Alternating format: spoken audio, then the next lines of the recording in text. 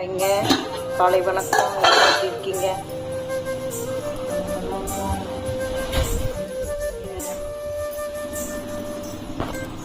பாருங்க, இன்னைக்கு என்ன சமையல்னு பார்த்துடலாமா? இட்லி, சாப்பிட்டு